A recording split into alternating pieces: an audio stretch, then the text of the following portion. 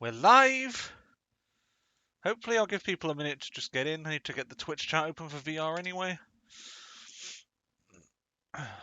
Thank. And we're going to listen to someone else's stream. No, we're not. Chat, that one. Pop out. There we go. Alright.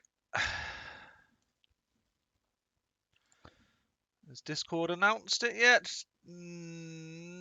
Maybe no.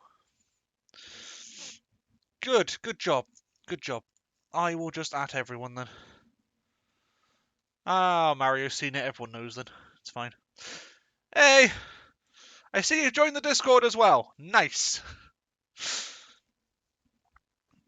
Right. What am I doing?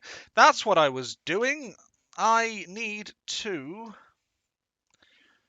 announce the new challenge that's being started. Create a dashboard. That's what I need to do. Content. Oh, viewer rewards. Channel points. Manage. There we go. And start that one. Start challenge. So, we've now got a new challenge for completing Half-Life 2, Half-Life 2 Episode 1, Half-Life 2 Episode 2, and Half-Life Alyx on the highest difficulty setting. Because that is something I have never actually done.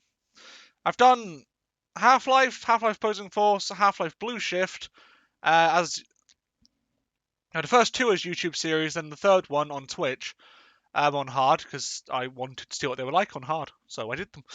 But I never actually did Half-Life 2. I never got around to it, so there you go. Oh god, no, we're not doing the gnome run yet. The gnome run I'm saving for the special other challenge. Maybe we'll even combine them, do the gnome run on hard, just to really fuck myself over. Oh shit, that'll be an experience. Okay, but without, I guess, further ado, the Gordon's Crowbar. I am thinking about checking out quite a few of the mods. Obviously, I probably won't do full game playthroughs on stream with them, but yeah, I do want to check out the Gordon's Crowbar add-on at some point. I'm kind of trying to play the mods as they're intended first in the recommended ways overall. But again, subsequent playthroughs definitely. I'm going to be fucking around a lot. And it's Half-Life. You got to mod it. Is it even Half-Life if you're not modding it? Right. So the VR. VR is important when trying to play a VR game. So yeah. Switch to that one. Get that up. And switch over.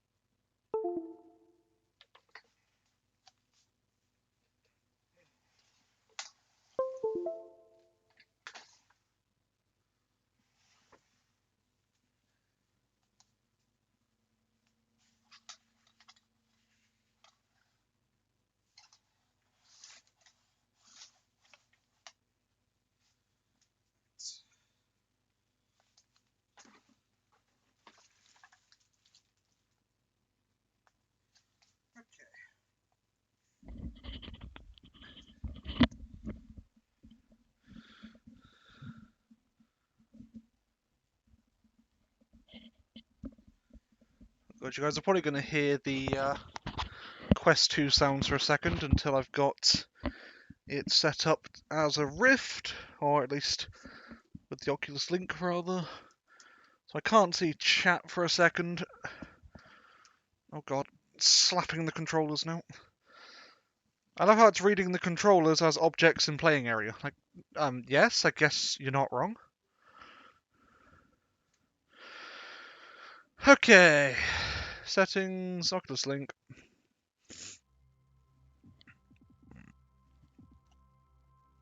Add that. Add Chrome. I can't change rest. Oh, that's going well then, Mario. Good. Good start already. I always do love a good start. Don't remember this part of Half-Life Alyx with Lara Croft is fighting dinosaur things. You've been playing the wrong parts then, haven't you, Tim? No, I don't want a keyboard. Fuck off. Library. The Half-Life Alyx. Not Phasmophobia, Half-Life Alyx.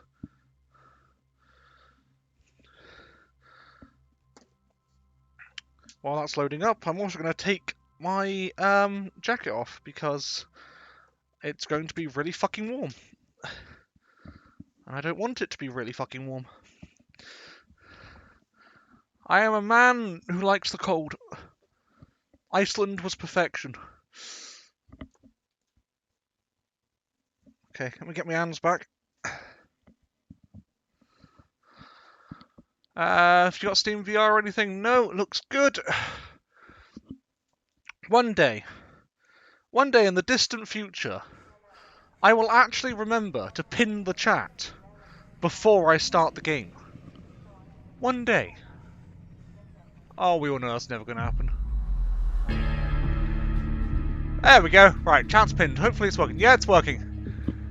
18C is my perfect temperature. Oh God, I don't know what the hell. I think I was in Iceland. I think it was at minus 15, and I was like, "Oh, this is really nice." Yeah. Katie had a go at VR, so she tried Chapter 1. That was interesting to watch. Right. So, how the fuck do I do this then? Browser campaign plus. So I want that. I'm assuming that means it's activated. Disable or that's not activated, is it? I think that must, yeah, that's disconnected, that's connected, so yeah, that must be what that means. Right. Do I have to activate developer stuff in this stuff anywhere? Or is it when I try and start a new game? Original game. Add-on maps? Oh, I don't want them, no, I just need to start the original game, don't I, but with... Yeah. I've never launched mods before. Just a picture frozen. Shouldn't be. Convert that from Fahrenheit. In-game 1 minute. Yeah, that is quite a nice little thing. Actually, is the picture frozen for anyone else? Okay, no, good. Alright. So if I try and launch from Chapter 1. Difficulty normal, sure. Movement. What did I have it as last time? I think I had shift last time. And right, developer commentary on. There we go. Start game with the following add-ons. Yes. Create a new game, save slot. Sure, why not? Okay, so let's get some behind-the-scenes content, as well as get completely fucked by a whole new squads of Combine and zombies and everything. So I'm not 100% sure what it's changed. I just know that apparently it's meant to have changed quite some interesting bits. The globe has North America crossed out. Yeah, didn't North America get completely fucked during the portal storms? I'm pretty sure that's now Zen Central. Even the Combine don't bother going there. Thanks to my internet, I might be forced to go. No, Mario, you must stay and beat your internet into submission. That's how it works. Right. There we go. Ah, yes, the Void again. Campaign Plus. Ooh. Oh, okay. Now is an incredibly bad time to have an itch. Oh god, oh god, oh god. There we go, I got it. I'm good. Shielded Combine? Oh, fuck me. Okay, so those must be the new enemy variants that I'm going to be encountering. We don't go to North America anymore. Doesn't work. Extra router. Welcome! Hi, my name is Gabe Newell, and welcome Hey, to Gabe. Half-Life Alyx. To say this product was a challenge would be an understatement. It's our first Half-Life title in over 10 years, and it's our first one in virtual reality. In addition to it being a great VR experience that still felt like a Half-Life game, we wanted Half-Life Alyx to serve players who've been waiting to find out what happens after Episode 2, and at the same time, provide an on-ramp to anyone who hasn't played a Half-Life game at all. Ultimately, whether we succeeded in any of that is up to you to decide. But hopefully, this commentary mode will give you some insight into the set of problems we faced and how we chose to tackle them.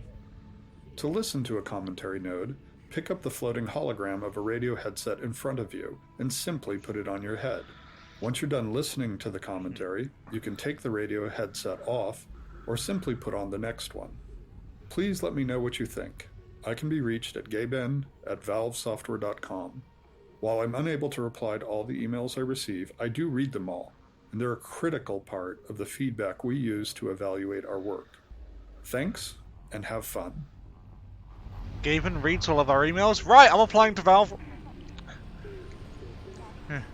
Yes, I did that on the first playthrough. I remember that. I did hear the creepy G-Man music. I had the cat down on the balcony. Yep, I saw the cat. I don't know if I showed that on stream, but I know when I was sort of fucking around, I saw it. So, we will yeet the customary can at the cat. Just because I'm an asshole. Should we have the creepy G-Man music again? Oh, no, Alyx, there we go. Oh god. Okay, not that one. Where was it? There we go. Oh, we can actually extend that. Alright. Finding new things already. Okay. Right, let's go with more. So I just grab that and put it on. As in the case of any Half-Life game, the first hour of Alyx must convey a lot of information to the player, hopefully in a natural and entertaining way. Players need to know who they are, where they are, what kind of world they're in, who the other important characters and factions are, and so on. At the same time, they need to learn how to actually play the game. How do they move? What can they interact with and how? What should they be trying to do, etc. Figuring out exactly what information we would try to convey in these first two levels, and how it would be conveyed, took us over 2 years of playtesting. It's tempting to try and include everything we think a player should know, but all information has a priority, and the more we include, the more chance there is that a player misses something important because they're distracted or confused by something less important. So over the next 2 levels, we'll use commentary nodes to point out some of the specific places where we grappled with conveying information to the player. In between these nodes, you'll likely be able to spot many other examples for players to find, if they're interested in paying closer attention and understanding more. Cool, right.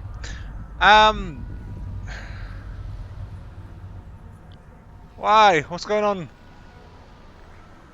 What's going on with 1080p? Should be fine. Citadel looks absolutely fucking divine in VR.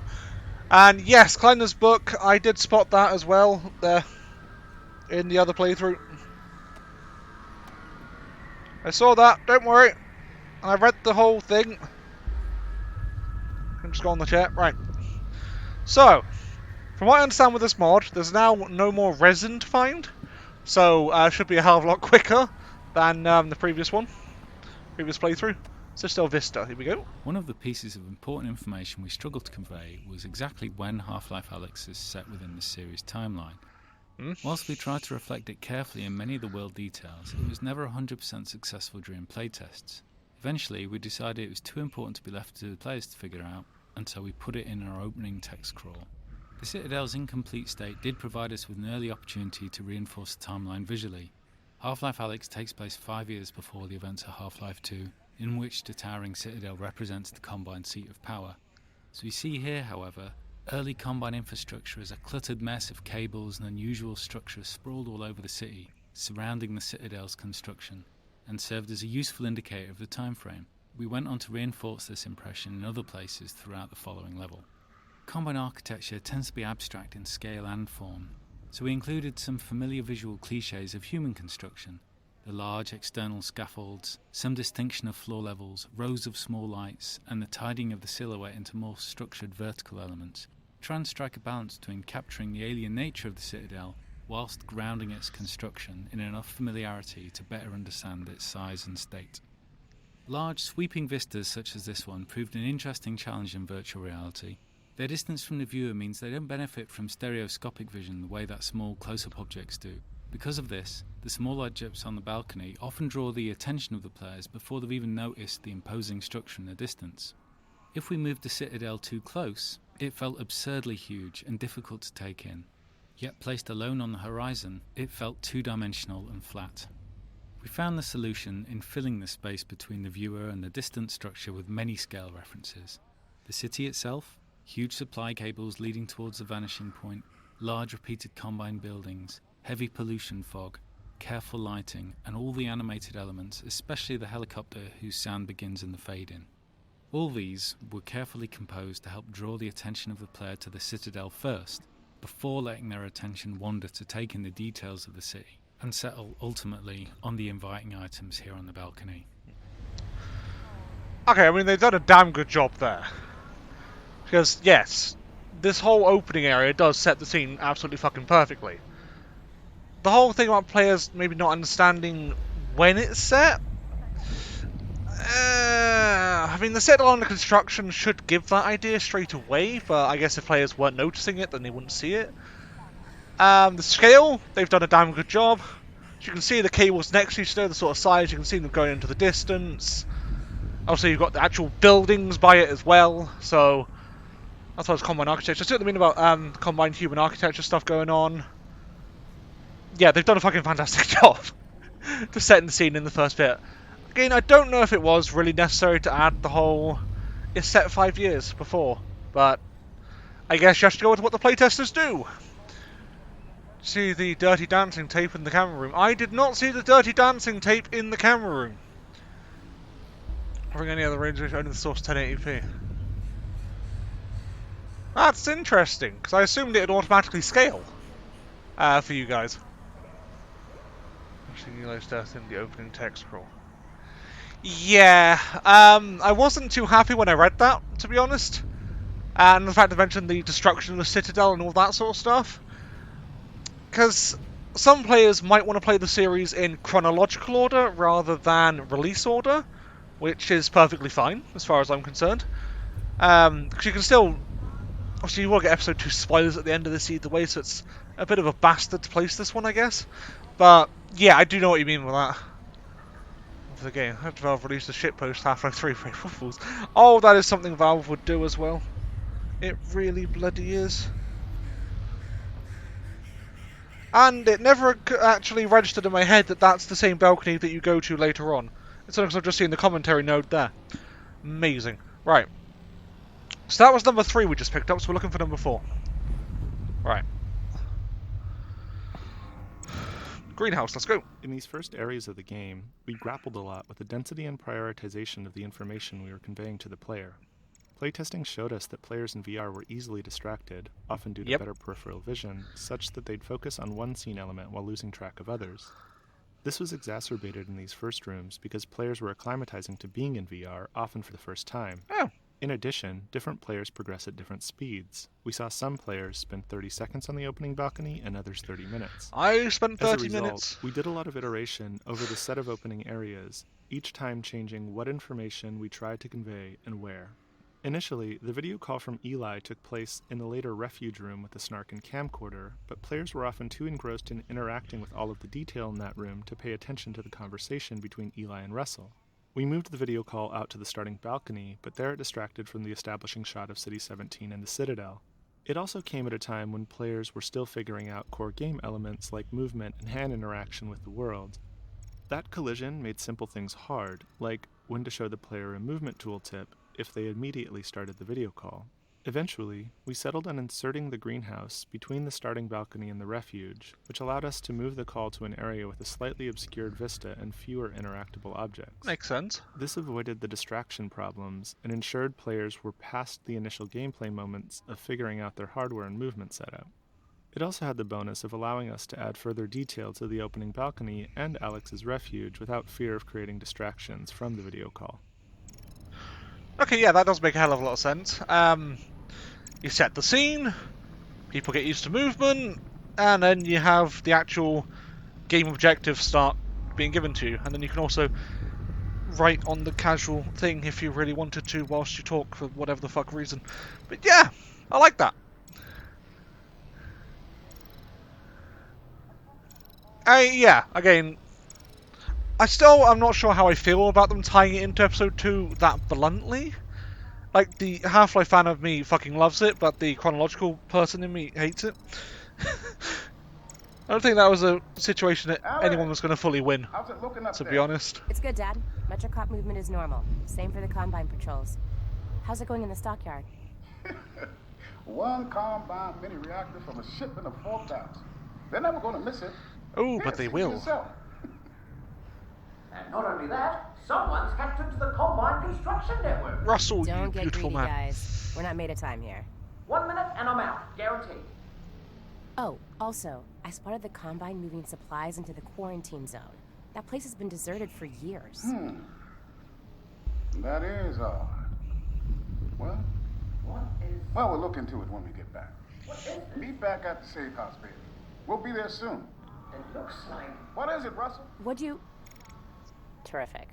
I mean, due to the fact they had to change Eli Vance's voice actor as well, obviously the voice actor died, unfortunately. I kind of wish they had just left Eli Vance, his character, dead, and not brought him back at all. That's just me, because I prefer having one voice actor, or one actor if it's a film or whatever, for the one character, unless it's like a reboot or something, but that's a personal preference, so... It looks like it, yeah. For that, during the quarantine, there was a maths teacher that taught his class remotely using the markers in the window. Amazing. If I was a teacher, this is the shit I'd be doing. Which is actually something I wanted to do when I was younger. Oh god, that's a window. Right. Yep, I know how to toggle the game menu, thank you. I'm hoping that'll fade in a second. Right. You are fucking beautiful.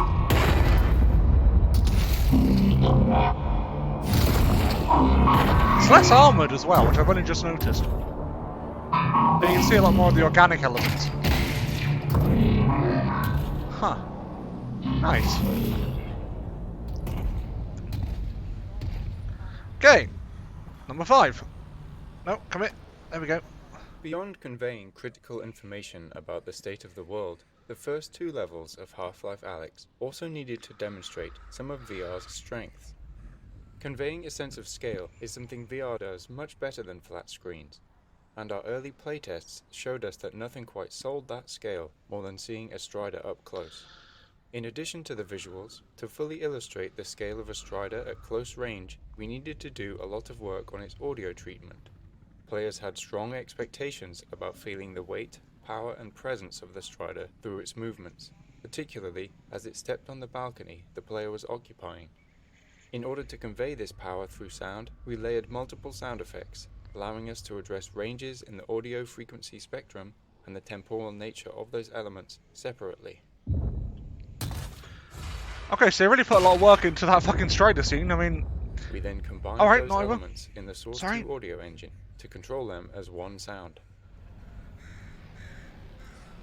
Am I good? I'm good. I'm good. I'm trying to toggle the fucking menu. There you go, game.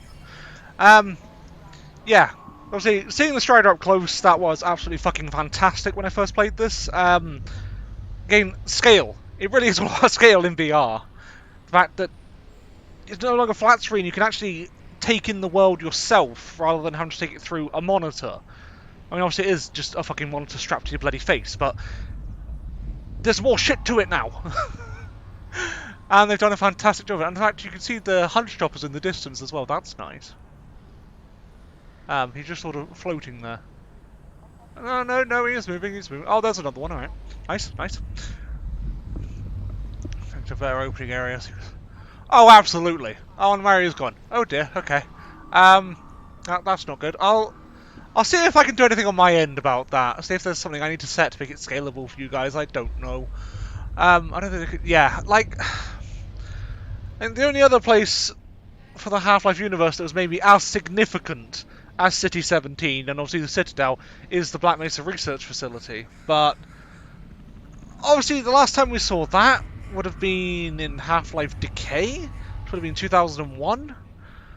So, for the modern Half-Life universe, definitely City 17, the Citadel, is a perfect choice. Since that was 2004 to 2007. So yeah, agreed. Right, onwards. Oh god.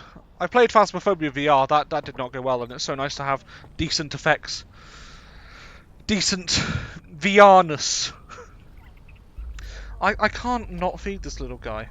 He's just too adorable. No, hold it, there we go. Have food! Katie was terrified of the snark. I don't understand why. He's adorable. He's so cute. There you go. It's also interesting he has the actual antennae from the HD pack, rather than... Wait, can I... follow my hand?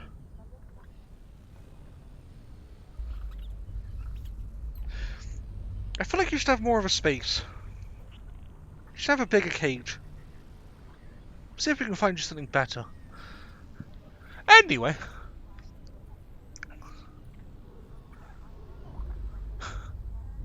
Yeah, links are disabled, so I have no idea where the fuck you got the badge from. Right, refuge. This room, internally referred to as Alyx's Refuge, was initially the location where the Eli video call took place. However, once that video call was moved out to the balcony, this room was freed up to solve other problems. In the Half-Life series, we've always tried to ensure that there's generally enough narrative for all players to understand where they're going and why, but for players who slow down and pay attention, there's more detail that can lead to a greater understanding. With the balcony being a place to get familiar with the game's inputs, the greenhouse being where the story kicks off, and the Strider there to surprise players with spectacle, we decided that the Refuge could be a quiet moment for players, where they could discover more narrative detail in the environment. At the same time, it could be a place where they can play around a bit more, now that they're acclimated to being in VR. Spending time in the Refuge is meant to bring players into Alyx's role in the Resistance and her place in the world. We wanted it to feel like a real stakeout spot, where Alyx had been cooped up for weeks or months while planning the heist, doing research on the Combine. The camcorder, snark, and whiteboards are all toys that respond to detailed interaction and reward deeper investigation, giving curious players more information about the world of City 17 and what Alyx has been doing in it. So yeah, you got the camera, which clearly shows that they've been staking this, the whole bloody situation out for quite a while, and they got the... It's focused on one of the substations by the look of it, which is good. Or one of the pylons, I guess, rather. And you got the whole construction scene going on, showing how it was actually originally built from like a central tower, the mini reactors that they've stolen, the snark as well. Putting a fucking Half-Life 1 enemy into it, was one of the Half-Life 1 weapon, I guess, into Half-Life Alyx was just beautiful. I still want more hound eyes and things, but I can forgive it. And yeah, the globe. I didn't actually move the globe on my first playthrough, which is so... Hold on. Chinese Empire. Alright. Yeah, there's... there's America that's completely and utterly fucked.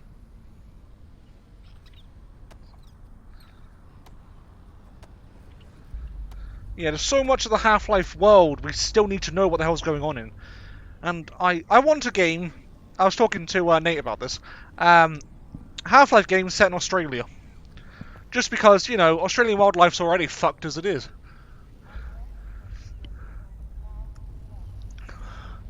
.nekey.org. Okay, that's one way to get over the links, I suppose. How do Quest controllers feel? VR shopping at the minute. Quest so far feels great. Obviously, I haven't really done much VR, so this is really my first VR. But I'm holding the controllers. I have finger movement as well with the grips. They feel good to use. I forget that I'm using controllers sometimes, so I'm assuming that's a damn good thing for VR. It's got sensors depending for like when you're in certain positions. Overall, they feel good, to be honest.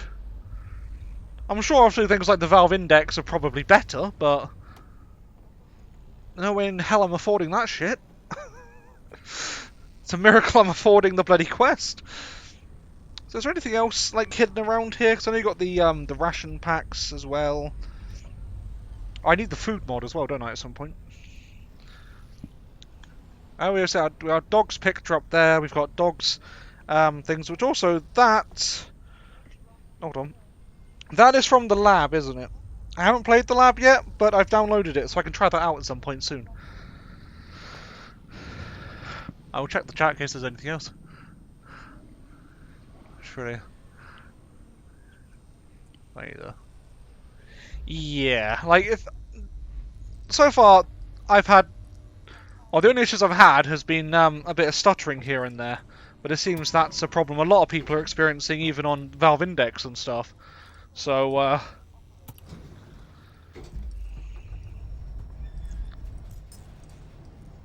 and then the door's randomly turning red, which is fun. Oh, I love this whole area. Alyx, are we good? Yep, they Sup? got the reactor. Easy peasy. I'm headed back to the safe house right now to meet Dad.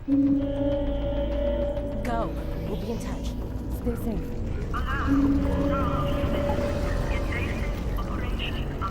And the civil protection didn't find it odd at all. Two critical pieces of information that we needed players to understand were simple to state, but not so easy to convey. That players were playing as Alyx Vance, not the Gordon Freeman they've played in all prior Half-Life games, and that Alyx is going to speak, unlike Gordon. Yeah, that was a weird decision. These probably seem obvious to you now, but until we focused on them, it wasn't obvious to playtesters.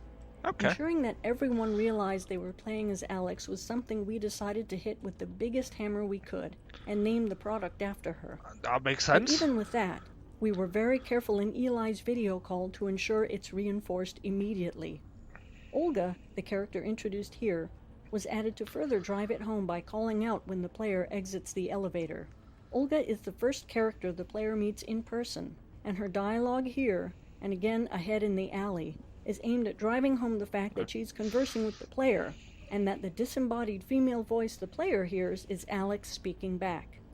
This was harder to convey in Eli's video call, because it already features Russell speaking off-screen, whereas in this scene, there's clearly no one else around in the conversational space other than Olga and the player. Without Olga, we found that, even though they had already spoken to Eli and Russell over the video call, playtesters still didn't feel like they were Alyx. That's interesting. I mean, they've done a good job, I guess, of obviously making you feel like Alyx. I mean, if you're looking at your hands and you think this is Gordon's hands, then you clearly haven't been playing enough Half-Life. But I get it. New players might not know. They know Half-Life, they know Gordon Freeman, and that's about all they know. So I didn't even think about how they'd have to reinforce playing as Alyx. But yeah, that is quite interesting. Something else I read about a couple of days ago is the posters. Half-Life 2 specifically didn't feature Combine propaganda because they felt, at least the devs at that point, that the Combine wouldn't need to use tactics like that. Whereas in Half-Life Alyx, they seem to have done a complete 180. Obviously, it's a different writing team now, so I guess new ideas, different directions, and they've actually gone for this route, which I found quite interesting. Honestly, I think I prefer this route. It feels much more imposing than the Combine did in Half-Life 2. But yeah, just my opinion there. Oh god. I think turning red only happens on some... low performance. Interesting. Great. So again, so glad I spent $1.5 grand on this. Use the washing machines. You could use the washing machines? That speaks. I understand why they didn't use. Yeah, I mean, this is only meant to be 5 years before, and what she's 19. Like, your voice doesn't change that fucking much. Hold on, what can I actually do on the washing machines? Are we talking? I'm guessing not this one because it apparently doesn't actually work. Hold on. One of these? Can I... You actually can use them. What the fuck?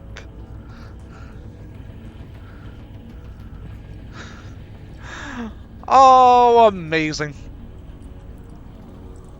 They will all be turned on. All of them.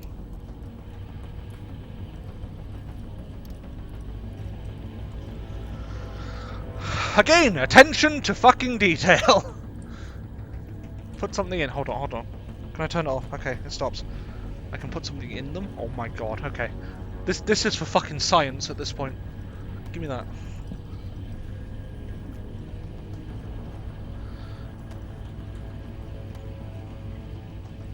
Shut it.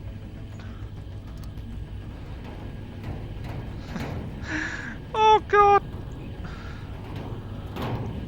Oh god, the door's open. No. Right. Now, I need console commands. I need to spawn a head crab. I need to stuff it in the washing machine. I need to turn it on. Again, science. Music. When we started Half-Life Alyx, we were very curious to find out how VR would impact our music design. The Half-Life series has always used music sparingly, often leaving the ambient sounds of the world to provide the audio background. But it is a tool we like to use to highlight moments where the world state has changed in some important way. In this case, that something's riled up the Combine. In our early playtests of this scene, without music, but with many of the other visual and audio elements represented, we found some players didn't understand that they should move along, and that others became distracted by the interactive objects in the laundry. We experimented with some very simple quote-unquote action music to communicate the changing of the Combine threat level, as well as the story's intention for Alyx to get to safety, and found that players were less likely to forget their quest and move towards their goal. The music was kept simple and cinematic sounding to allow it to blend with the purposely complementary background sounds and gently start to normalize the use of music in VR in a familiar way.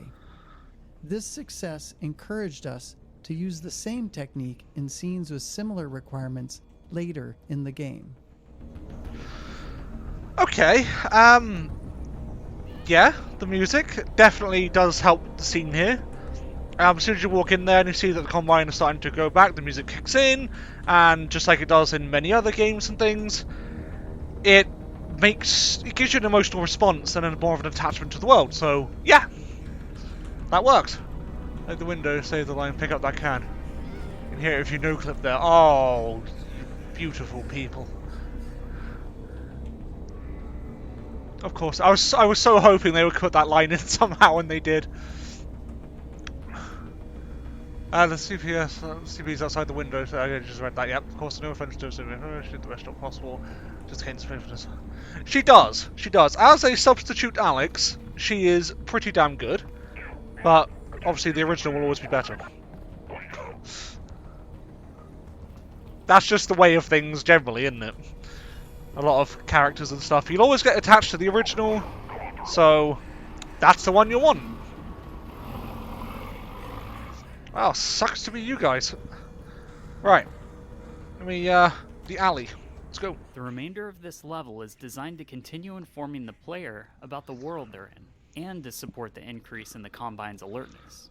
We also wanted detail to make the city feel alive. Fair play. Something that becomes much harder later on, once the player has a weapon.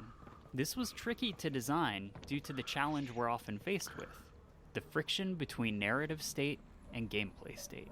Here, the narrative implies that Alyx should be making her way back to Eli as quickly and quietly as possible.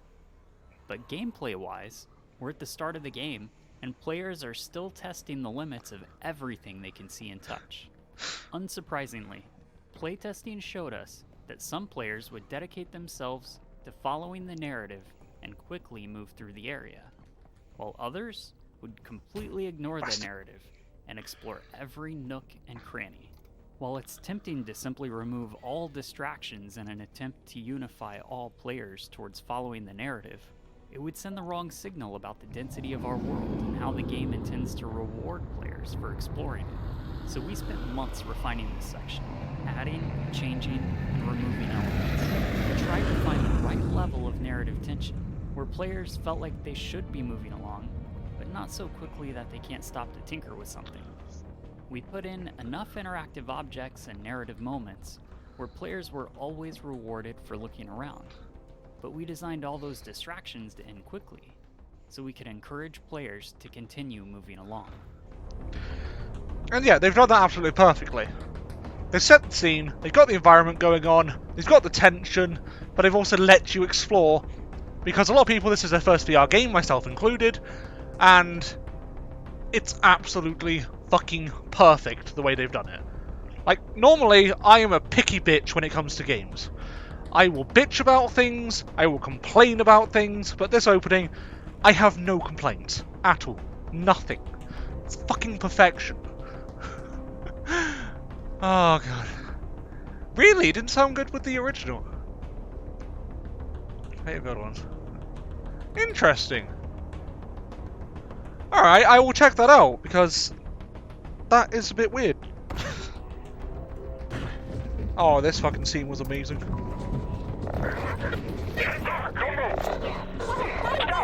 Oh, fuck off. I just live here. I will piss you off. Fuck off, fuck you.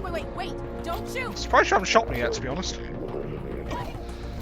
Give me a gun! Give me a fucking gun. Oh, fuck off. Alright. I've shot you guys more times than I care to remember. I'm gonna keep pissing you off. I'm gonna piss you off. Can I, like, poke you in the face? Poke! Dad! I'm just gonna take a gun, just murder that guy, and we're all good. Hey, wait, no! I'm pretty sure that went in my throat, you bastard. Press the button. Oh, I didn't see that till it was too late. Shit, should have pressed the button. Well, I'll be doing another playthrough eventually with the gnome. We'll press the button then. So many playthroughs of the game, so little time. Oh, I mean, I got the rest of my life, I guess. Fuck it. Don't know how long that's going to be, mind, but still.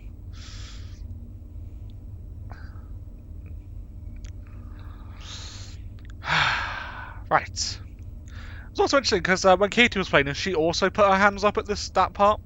Because I did that instinctively on my first playthrough, and I know a lot of people apparently did that. So, instincts kick in, which is good. Entanglement. Good name. Where are you taking me? Rank crash, let's go. In order to limit the possibility of motion sickness that could be induced by moving the player in a vehicle, we initially wrote this scene to have Alyx wake up after the van had already crashed. Players found this underwhelming, however, since the game seemed to be needlessly holding back an exciting moment that they could have experienced for themselves. Addressing this meant that we had to tackle the technical problem of moving the player comfortably in a vehicle. In this van, and in the train at the end of the map, you'll notice that the outside world is only visible through small windows. These outside views are necessary to provide motion parallax, but the small window size ensures that the player's field of view is always dominated by the vehicle interior, which is naturally in the player's own frame of reference. This greatly reduces the occurrence of motion sickness. Aside from the parallax of the outside world, we use animated lighting and careful sound design to produce the effect of riding in a vehicle. Okay, beautifully done. As someone that suffers from motion sickness, and as we've fucking seen in VR, I am very appreciative that they've done stuff like that. They put in a lot of thought that I wouldn't even have considered. Taking the headset, alright, there you go. There we go. Alyx, you there? You've got to get moving. Russell? I've been in an accident. I know! I caused it, so technically not an accident. You've got to get moving. Wait, where's Dad? He's fine. Follow the drone. Oh, and you can see a cat on the roof in the next area. On which roof and which area? Press the one. He shoots it then. Says don't touch that. Oh, okay. Here. Right, cool. Oh yeah, I need to crouch. Oh no, I don't need to crouch. So a cat on the roof. That's okay, right? Yeah, well, no. To be honest, he's in huge trouble. But they've still got him. He was in a separate transport. And you saved me? Well, yes. I had no way of knowing who was in which van, so yes, the result was that I saved you. Do we know where they're taking him? Kitty could be anywhere. And then, when they realize he's Eli Vance, to Nova Prospect. Hey, but let I'm me become a already stalker, working on a it's plan fine. to get him back. You're close to my lab. Keep following the drone. We'll figure out what to do. Where the fuck is the cat? Like, is it here or is it further on? I want to see it. Because this cat, I swear, is fucking stalking me in the game. When it's on the blue one. Oh, on that building. Or that building. Probably that building you're on about. She took so long. Maybe. No, give me that. Give me. Thank you. Where the last map was focused on conveying a lot of information about the world state to the player, this map is where we need to start the player's larger quest. That means the player must leave this map with an understanding of what's happened to Eli, and what they're going to do about it. The player also needs to meet Russell, so they have a face behind all the radio dialogue throughout the game. Finally, we need the player to collect the gravity gloves and the pistol and learn how to use them both. This is a daunting list. From experience, we know that if we cram all that into a single scene, players won't be able to remember more than a couple highlights. True. So this map's purpose is essentially narrative pacing. We need to draw apart the required events, separating them with enough time and space that players could ingest and remember them. At the same time, we're a little under the gun. Playtesting showed us that by now, some players have been playing for 30 minutes, and they're wondering when they're going to see some enemies. Okay, yeah. That is a feeling that a lot of games do. They'll just shove everything into one little section. I guess even Half-Life 1 did that with the hazard course, and you're not going to remember all that. Obviously, it was a hell of a lot simpler for the hazard course than it is going to be in VR, but yeah, that is a problem a lot of games suffer from. The whole thing of players getting pissed off after 30 minutes or whatever because they haven't faced enemies is a bit weird to me, because VR is all about environments and stuff as well. So, personally, I think they faced this absolutely perfectly. Get the rat. I've got the rat before. He's in this one, isn't it? What happens if you actually bring him along? Come on, Ratty, we're going for a walk. Right, what we got? Pacing 2, okay. One of the first steps the writing team took on this map was to flesh out a scene between Russell and Alyx that covered all the dialogue we needed. Due to the fact the player is meeting Russell for the first time, and that there are a significant number of in-fiction events that Alyx and Russell need to talk about, the scene ended up containing a lot of dialogue. We knew there was no way we could build a scene that long without boring the player, and the most important elements would be lost in the noise. One of the first tools we used to address this was the introduction of Russell's drone. It allowed us to take chunks of the dialogue from that original scene and deliver them throughout the area preceding the scene. This meant the scene itself could skip over the in-fiction preliminaries and get right to the critical goal delivery. Okay, so you get all the build-up and preemptive stuff. I'm just flapping a rat around now. From the drone instead of Russell. That makes sense, because then you're still playing the game, you get the information you need, no need to stop the player. Obviously Half-Life doesn't do cutscenes, so yeah, that works. Nice. I want to see if I can throw the rat at Russell. Russell, what did you guys find back there? Well, that's the crazy thing. I don't know. Just blurry pictures of a building. I love that building. No, something else. That's so whatever nice. it is, they're going to kill anybody who saw it, and anybody who knows anybody who saw it, which means us and your dad. Russell? I just store the rat. I'm almost there.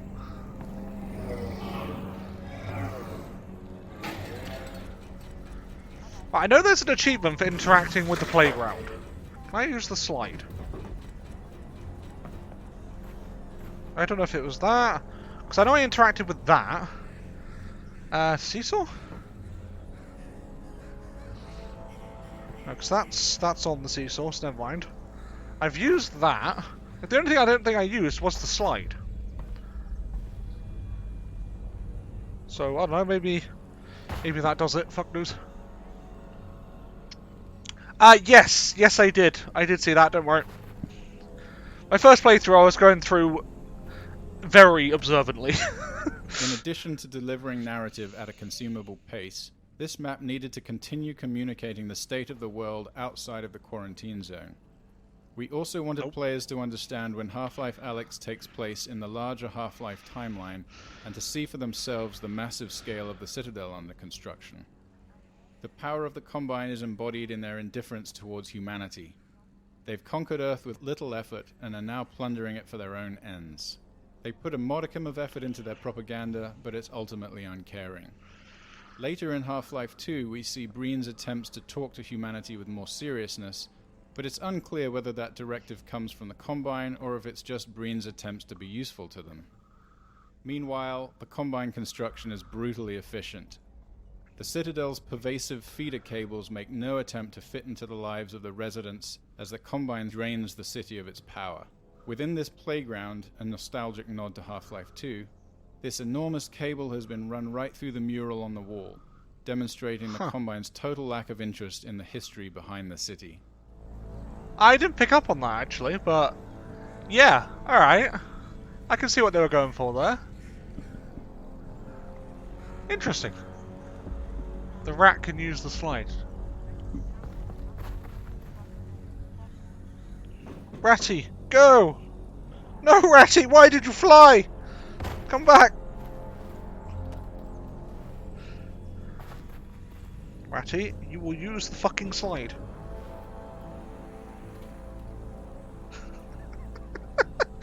Oh god, I'm making a dead rat go down slides. When did my life become this? Oh yeah, one thing I did notice about these couple of grunts over here is they seem to have the different shaders on that they had during the intro, which I'm assuming is part of the Campaign Plus stuff. Right, I like the fact the rat used the slide. You got the achievement on a roll. Amazing. I guess I don't need the rat anymore. I'll just throw the rat at a stride.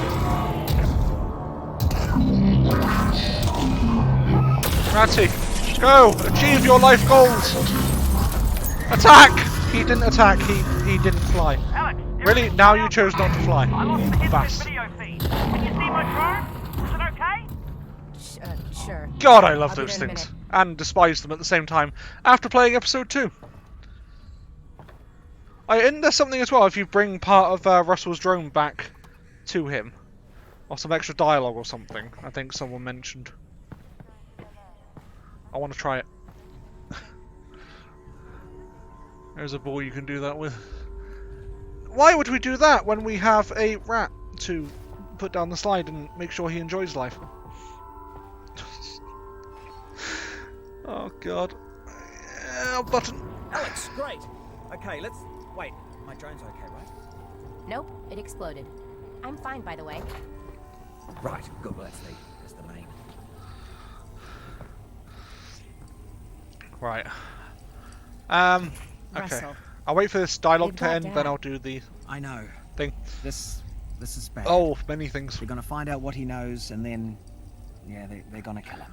Oh god. But, the good news is, we've got something they don't. Which is?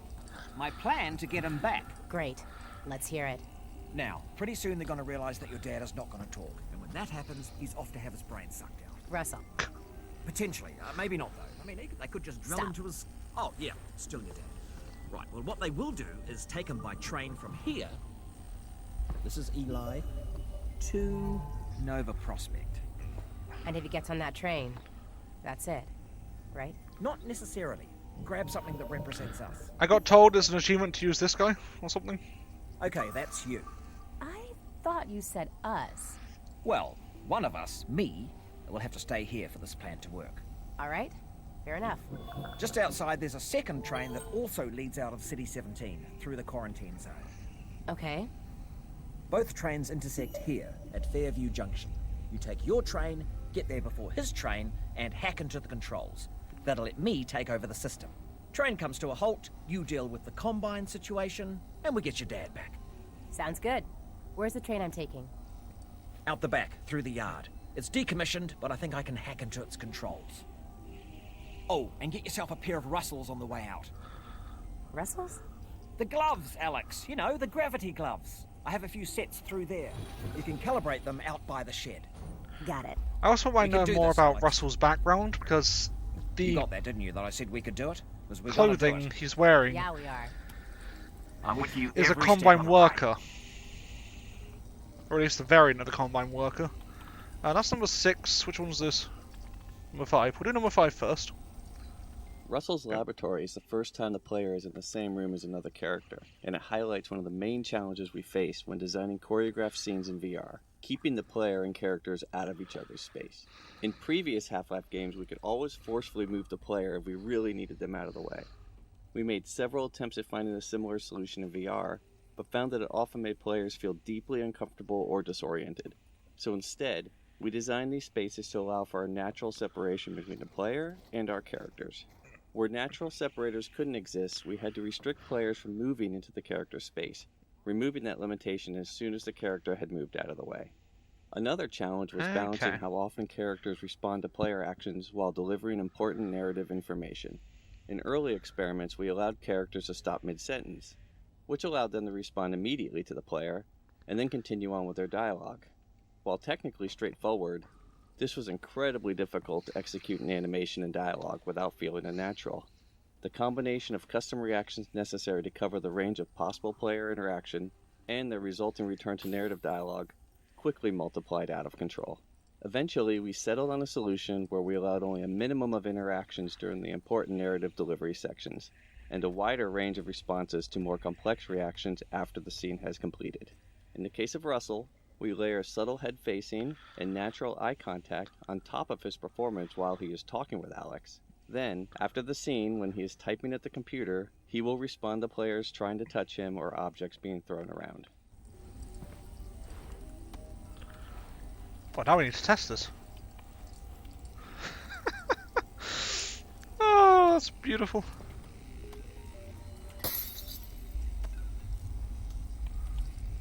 Give me that. I want to pick up the saucer. Oh, does this one not break? Come here. That is a fucking good saucer. Hello. Dr. Breen. I don't remember finding this. Give me light. The mind of Breen. How the right man in the right place could save us all. Really? No, turn it over, turn it over, turn it over. I want to see the back. Let me see the back. Fuck you, I'll just turn my hand then. Oh, of course there's a bloody vodka advert on the back. I missed the bin. Fuck my life. No slugger here. Sticky note, PW Laszlo. Okay, I found the magazine when I look at the chat, nice. No slugger achievement, Thurston Russell. I did that as well, nice to see the classic. The classic check disc, hold on. God, it's been fucking ages since I've done. Like even the check disc, I think the earliest one I've used was probably on Windows XP, maybe? Back then, I was born in the 90s, so 94 exactly. And I didn't really get into computers until I was about 10-ish. Right, give me Russells. Give me the Russells. Give me the Russells. Yes. Okay.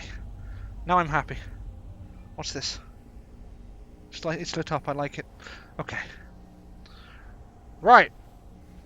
I assume we're gonna get to. I didn't do that one. Shit. Can I go back? Fuck. Hold on. Can I reload?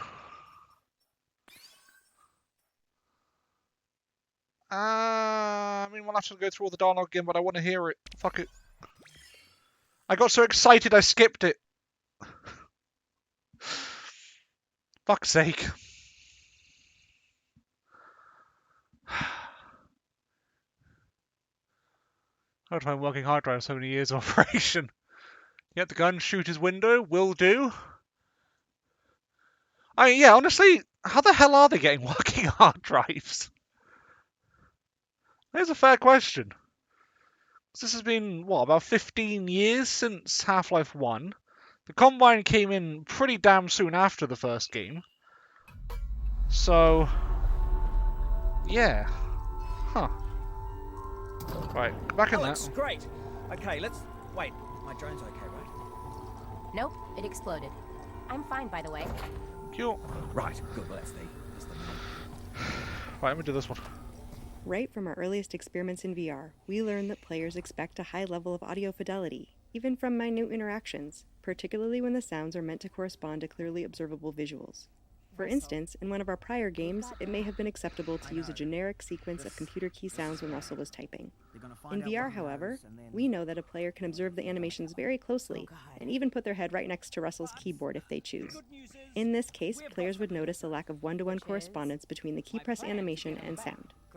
For Half-Life Alyx, we authored a set of individual key press sounds to be driven by animation.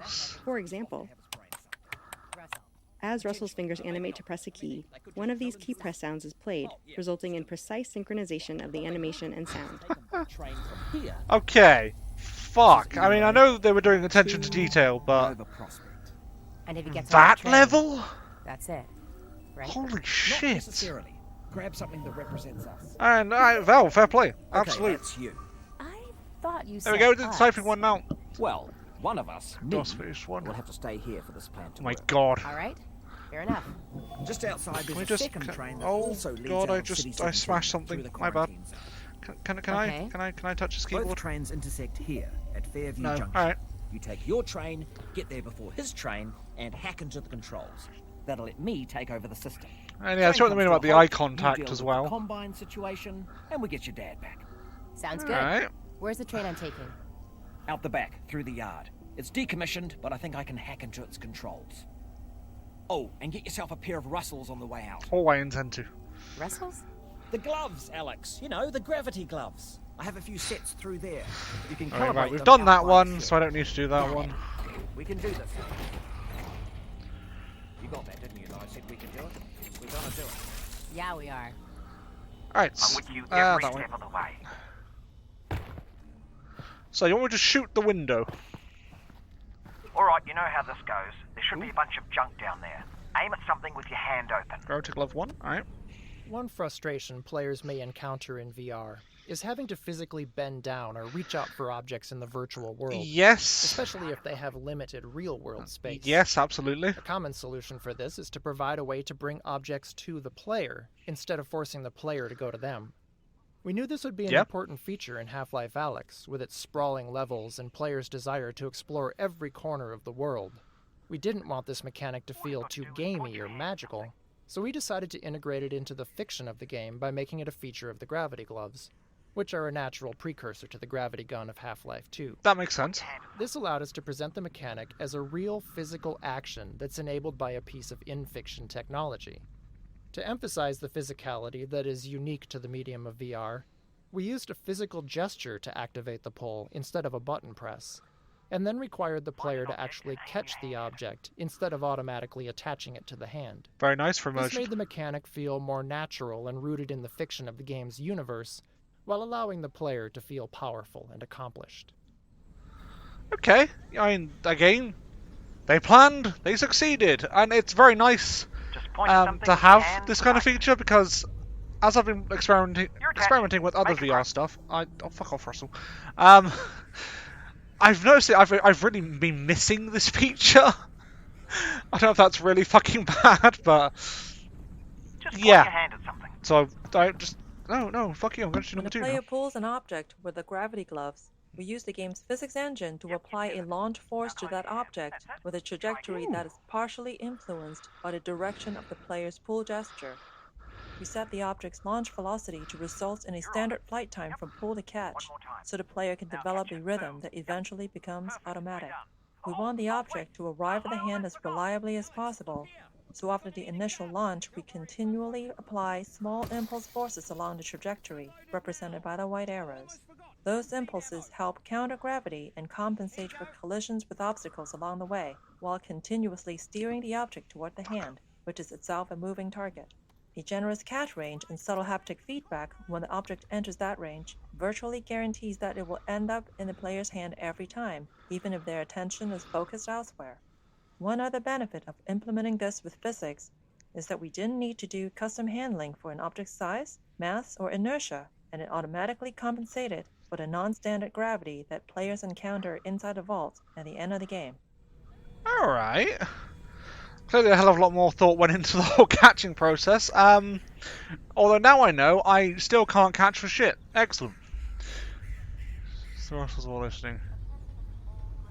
Oh, it showed me interesting stuff. Well, fuck. Alright. Too late. Right, so you want to shoot at Russell's window. Hey, that's my window. Watch it. What if you keep doing it? Oh, okay. It doesn't let you shoot again into the window. Alright, I might as well just waste this so I get more ammo. I don't know if it matters if I do the padlock, though. Oh, fuck it. God. We're going back to base weapons. It's going to be interesting. Although, part of this mod is apparently they get upgraded fully. So, I don't know exactly when that happens. Got it. Alright. I mean, play the last commentary. Oh, okay. Hold on, so do I want to do... can I do number 2 again? I don't think I can do number 2 again until I've done number 1. Or do I have to take it off? I have to take it off and then put it back on. When a player pulls an object with the gravity gloves, we use the game's physics engine to apply a launch force to that object with a trajectory that is partially influenced by the direction of the player's pull gesture. We set the object's launch velocity to result in a standard flight time from pull to catch, so the player can develop a rhythm that eventually becomes automatic. We want the object to arrive at the hand as reliably as possible, so after the initial launch, we continually apply small impulse forces along the trajectory, represented by the white arrows.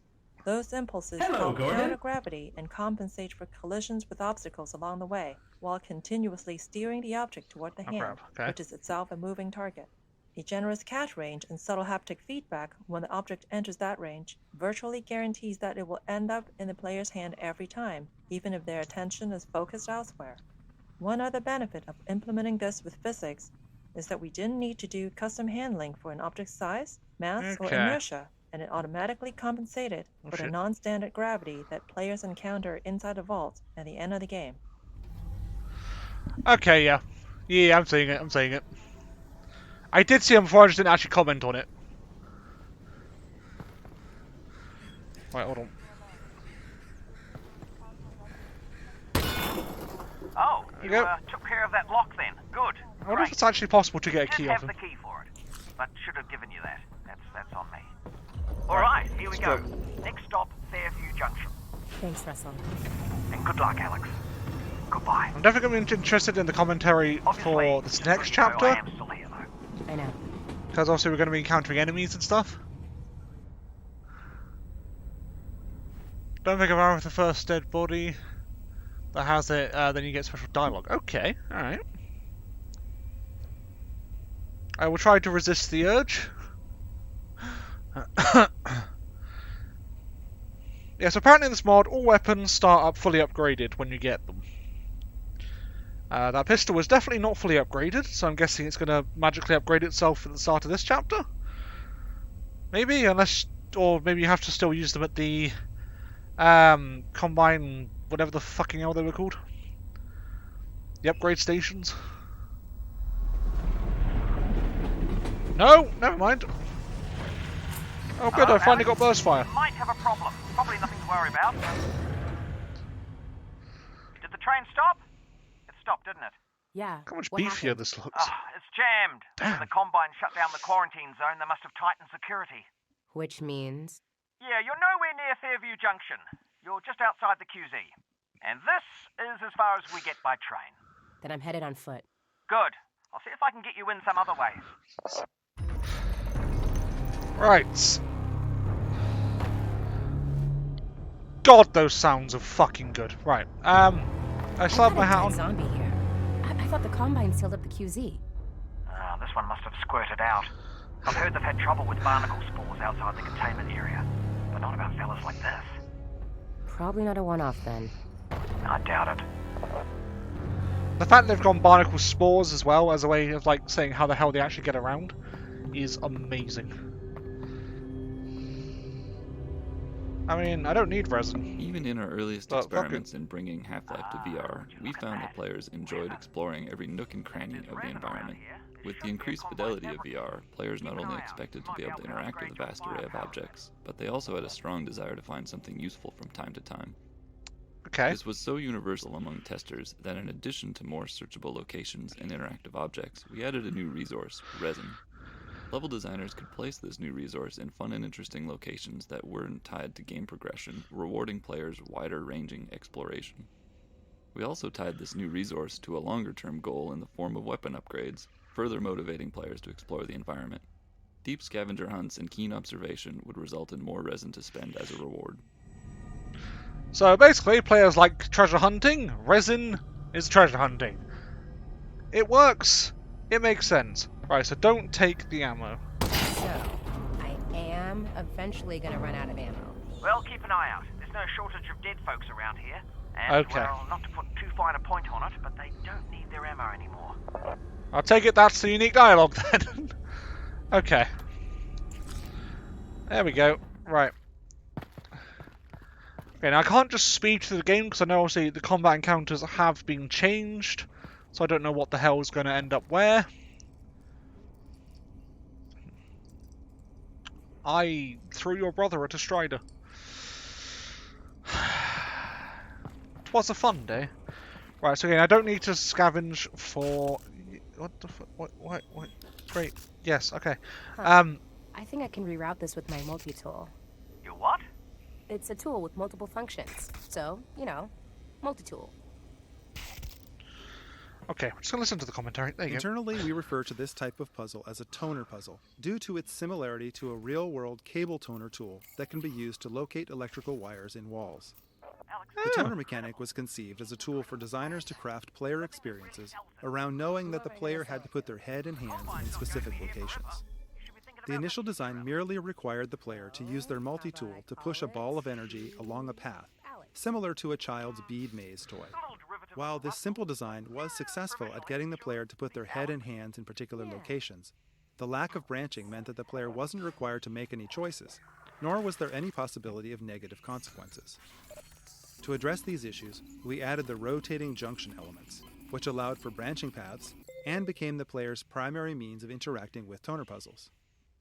While the toner puzzles ramp up in complexity throughout the game, this first toner puzzle is designed to use a minimal number of elements to introduce players to the key ideas that power flows through wires, power can be rerouted by rotating junctions, and power has an effect on the physical world, such as turning on lights and opening gates. The sparking electrical outlet that branches down toward the floor is not strictly necessary for this simple puzzle, but it was added here to expose players to its behavior, since it was causing confusion in later puzzles when players were seeing it for the first time in more complex configurations.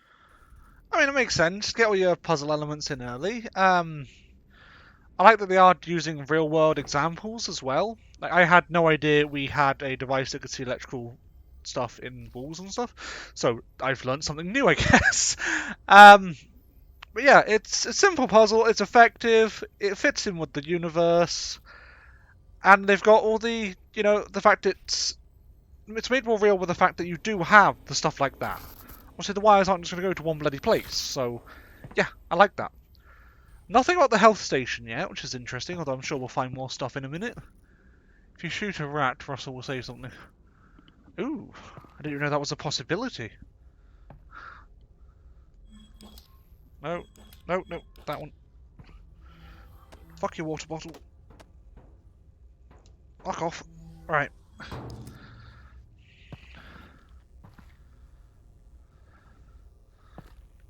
I remember when I first did my playthrough, I was kind of saying we should go rat hunting. I was taking the piss. I didn't know it was actually an option. From our earliest experiments in VR, we realized how critical high-quality, high-density lighting was to conveying a sense of realism. In game development, any technology choice involves trade-offs between quality, runtime performance, and development time. For Half-Life Alyx, we chose a high-quality, high-performance light mapping solution, which required a significant amount of offline preprocessing. Okay. We performed the light map preprocessing using a render farm, which could take several hours for a single map at the highest quality. Holy shit. And we put a lot of effort into mitigating the cost of that high iteration time for designers on the team. Specifically, we implemented a real-time approximation to the final lighting result, which allowed designers to light scenes in real time with confidence that the high-performance light maps would match their intent. Most lights in Half-Life Alyx are baked into a single term that describes distance falloff and shadowing, allowing us to change the brightness and color of lights in real time at no cost. This encoding also allows us to apply shadows from dynamic props and characters without having to render any static geometry into shadow maps. Our light maps store directional information using the popular ambient highlight direction encoding, an improvement over Valve's own radiosity normal mapping technique pioneered in Half-Life 2. This new light map encoding ensures that the bumpy surfaces can appear bumpy even when not under direct light. This blinking light source provides a good illustration of this technique, as you can perceive the surface detail even during times the light source is off. Alright, let's check that out. I mean, I didn't really pay much attention to it, but yeah, you can. I know that was something that Source struggled with. Obviously some textures didn't quite continue to look right under certain lights, which was always a bit weird. Oh, careful of that barnacle, Alyx. It has to be done. Can I rustle the rat? Hold on, barnacle. Hold on.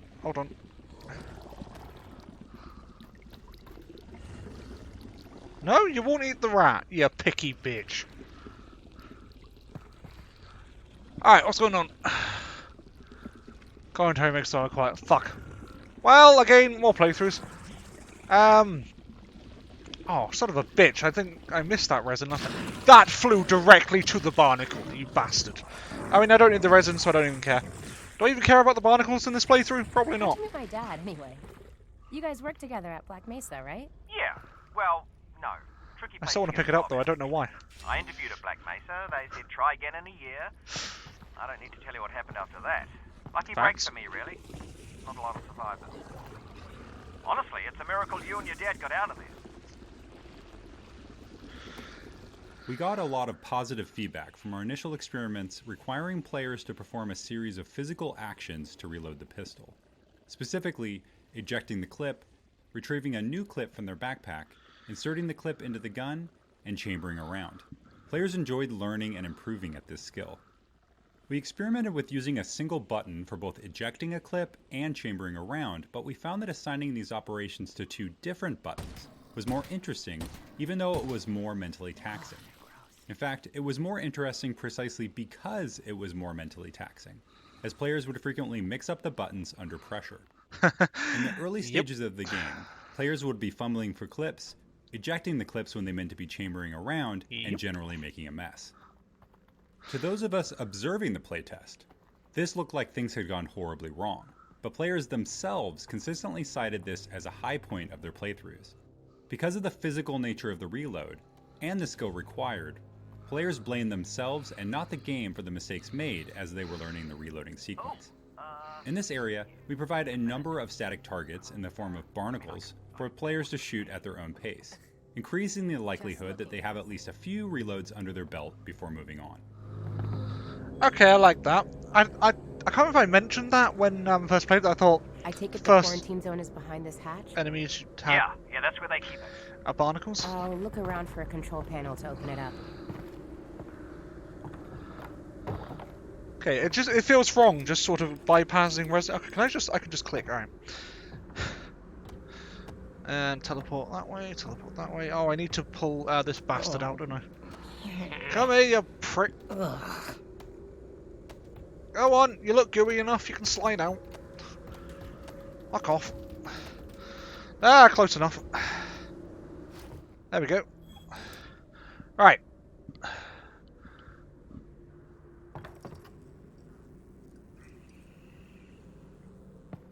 Yeah, so far the dialogue in the developer commentaries are quite interesting. Hacking, right? In prior Half-Life games, while playing as Gordon, the player saw Alyx use her multi-tool to hack into Combine security systems in order to unlock doors or perform other acts of sabotage. This presented an opportunity for us to represent Alyx's hacking skills through VR-centric minigames. All of our hacking minigame designs were built to leverage the independently tracked head and hands common to today's VR systems. We wanted to encourage players to use both hands simultaneously and move their head to create parallax to understand the spatial relationships within the puzzles.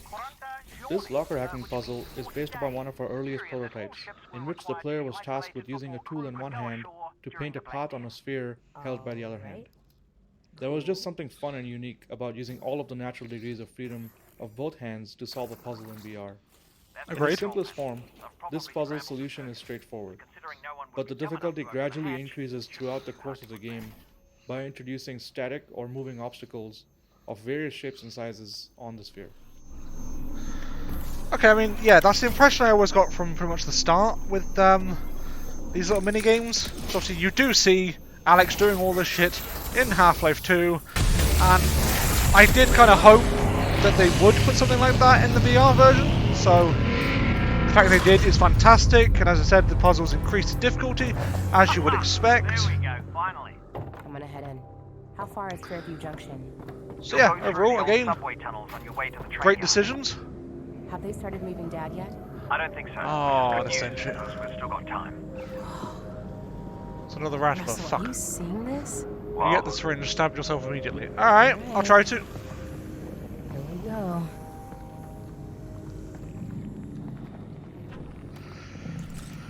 I will have ammo, thank you very much. Right.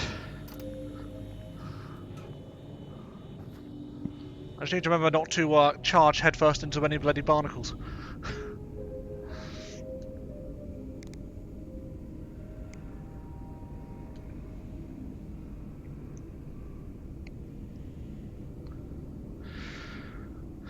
So I'm assuming that we're going to actually start getting the mod kicking in now. So the first couple of chapters they didn't really change, just so that you, I guess in case you're new to the game still, or suppose, well there isn't really much combat. Unless they've upgraded barnacles as well, which I don't think they have. Barnacles still looked and acted pretty much the same. Right, let me stab myself with a syringe before I use that. Hey, Russell. I just I'll wait found for a the loose dialogue to go. syringe of God knows what. Is this medicine? Does it have a skull and crossbones on it? I don't see one. Probably medicine then. Nice fluid physics.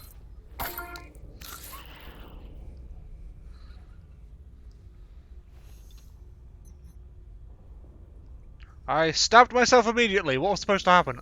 Oh, okay. Before the dialogue. Fuck's sake. I assumed it'd have to do the dialogue first, then stab it. Oh well. In our early prototypes, players could heal themselves by grabbing a Half-Life 2 health pack and pressing down on a controller button, which obviously wasn't a very interesting VR interaction. No, that's not. During the development of Half-Life Alyx, the Counter-Strike team added health injectors into CSGO as part of the new Danger Zone game mode they were developing. When we saw this, we felt that an injector would work well as an intuitive healing item in VR as well. Players would press a button to arm the injector as a way of indicating their intent to use it. This prevented unintentional use of the injector and gave us an opportunity to showcase how physical the interaction was going to be via haptics, animation, and sound. Some testers even initially responded with dread over the fact they were going to have to use a needle on themselves and looked away when performing the injection action. Interesting. We also had to create approximations of the player's arms and body, as playtesters all had their own preferences for where they wanted to apply the injection. We even added the ability to inject into the head, since so many players tried to do it just to see if it would work. Oh, fucking course they did. Of course. I didn't even consider jamming a needle into my face. I've played Dead Space, I don't need to do that shit again. Oh boy. Yeah, that's... Oh god. That's the way we gotta go. No shortcut? Yeah, that is the shortcut. Pistol training. We had to ensure that players would become proficient at reloading their pistol during the early levels of the game, or later encounters in the game would be overly difficult. The prior map contained only static targets in the form of barnacles. Players could engage the barnacles at their own pace, but there were enough of them that players would need to reload at least a few times. This first live zombie is locked behind the chain link fence and cannot reach the player until the player opts into the encounter by shooting the lock on the door. The placement of zombies in the upcoming section of the game is designed to require plenty of reloading, to ensure that the player builds up this skill. Ah, that's why they put so many. Okay. That's a good way of doing it. Can I shoot that and let the barnacle kill him? Because I want the barnacle to kill him. If I just sort of stand here a minute. About there maybe? Come get me! Come get me!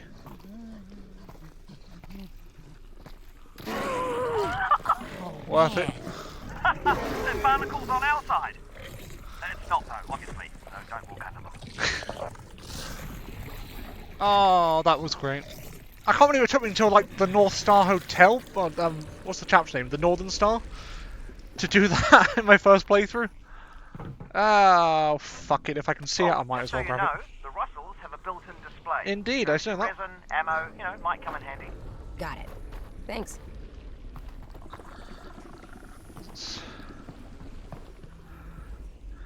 I just know it's going to be tedious to watch me shoot every single fucking barnacle in the entire game again. So, I'm just sort of bypassing them. Apart from these ones, apparently. These ones are going to get it. Go that way, go that way, go that way. There was a thing there, I'm glad I came back. Crouching. Virtual reality provides the opportunity to add physicality to gameplay, but this needs to be balanced against player fatigue and accessibility. For example, we experimented with a low ceiling in this area, requiring players to crouch the whole time that they made their way across the tops of these train cars. Okay. Playtesters did not enjoy having to crouch for so long, Yeah. so we raised the ceiling. Alright, I guess that's just a fun little environmental fact. I mean, they've still managed to keep the whole claustrophobic feeling, so I think they've still got the feel they were going for, just without the crouching element, which in VR, if you're doing it physically, is a bastard. Yeah, be careful. Rest Project magazine. Oh, shit, alright. There we go. Okay, zombies. I guess I can just fucking murder you all now. If you come back toward the window, that'd be great, thank you. A little bit more. Alright, you want to go die by that window? That's fine. Then there's you as well.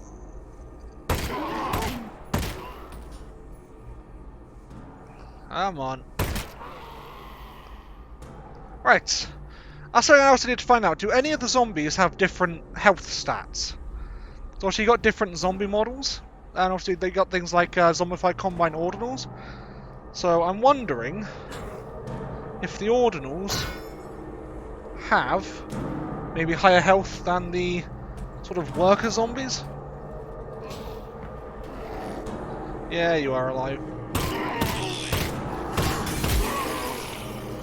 I will not die. He's trying, look. Okay, how many rounds did you want, you bastard? Who told me to die? Why am I dying? Trying to use the fabricator, another is looking at the map. Oh! Interesting. I wonder why the fuck they're trying to do that.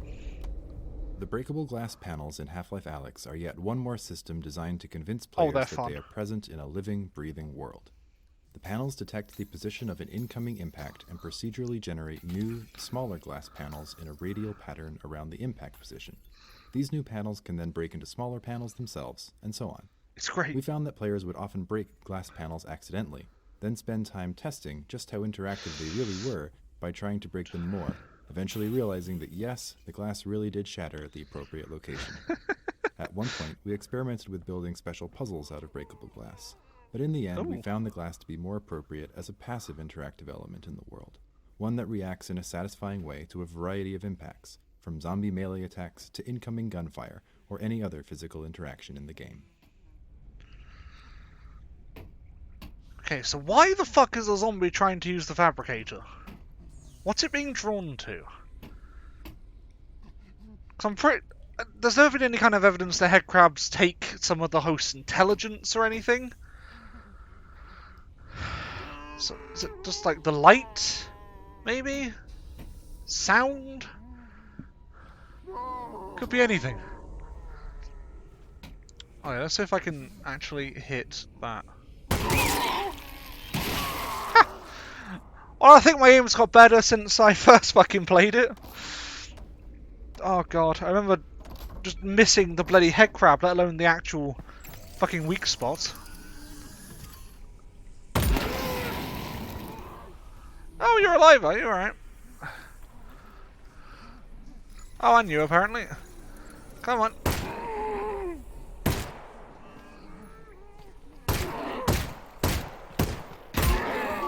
There we go.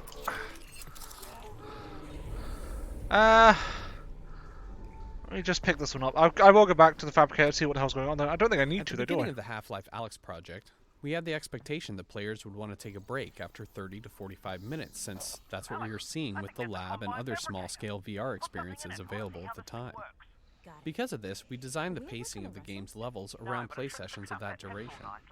Over the course of development, however, the game itself included more downtime between intense combat encounters, and the comfort of the new crop of HMDs improved significantly. In fact, as the game progressed, we found that players were happy to play for hours on end.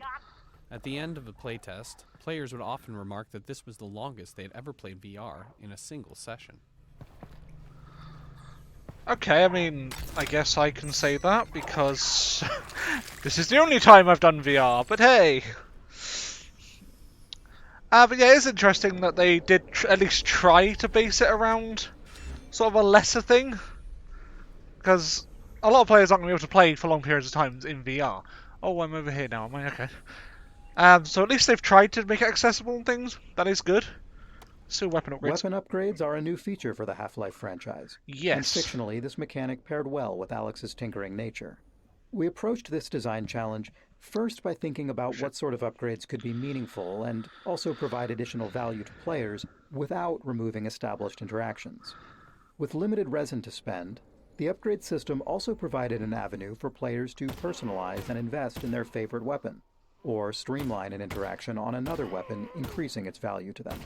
For example, the reflex sight still requires players to physically aim, but it improves the feedback on exactly where their shot will hit, and exposes previously hidden enemy weak points. While some players enjoyed this feedback and new targeting opportunities, others didn't and would instead focus on upgrades that suited their style of play. This allowed players to spend their limited resin on upgrades they cared about the most. Another aspect of weapon upgrades that we focused on was not necessarily obvious when we first started to design and test combat in VR. Due to the more physical nature of combat in VR, it can really push on the mental and physical capacity of certain players, as they're required to utilize both their hands and move their head to take in the environment dealing with enemies. While this is a very natural experience, there's also a lot going on at any given point with reloading and combat. As we observed players in some of these more intense combat situations, we started finding opportunities to allow some upgrades to reduce the number of times a physical interaction was required, or reduce the complexity of a particular interaction. The autoloader on the shotgun is a good example. When added to the shotgun, the normally slow, methodical action of feeding shells into the gun is replaced with a far simpler, faster interaction of slapping the shells into the autoloader before they get automatically fed into the gun. This allows players to look around, focus less on the gun while reloading, and take in more of what's going on around them. Okay, yeah. I mean, obviously, weapon upgrading isn't exactly a new thing to gaming. It's a new thing to Half-Life, but this kind of weapon upgrade thing, it's been done in several other games. I haven't really seen many games where they actually do physically upgrade the gun as well, so that's quite nice. I'm thinking Dead Space has a pretty similar system. Like, you have to go to an upgrade station, you go there, then instead of resin, you have power nodes, and it doesn't really change too much, it just increases the stats. So it's nice that you actually do get proper upgrades that are appropriate for VR, like the scope, the laser sight, etc. So that is good. Enjoy the natural taste of water. That's the only thing you fucking can enjoy. It's the combi! Player comfort and pacing. Why am I not allowed to use this one? At the beginning of the Did I use Half-Life this one Alyx already? project, we had the expectation that players I would already want to used take this a one. break after 30 to 45 minutes. Oh, no, I want to since take that one off. I love how you can throw it like a physical object. That's fucking great. Hold on. I'm trying to put my helmet back on, you bastard!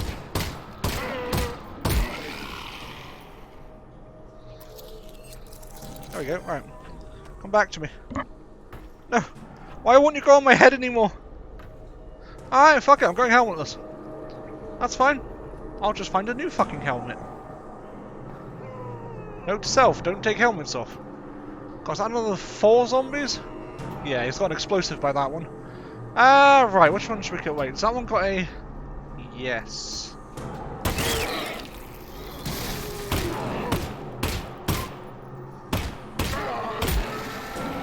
Fuck you. You are safe for the explosive. You got anything? No, just your head? Alright. Oh, you bastard, you dropped.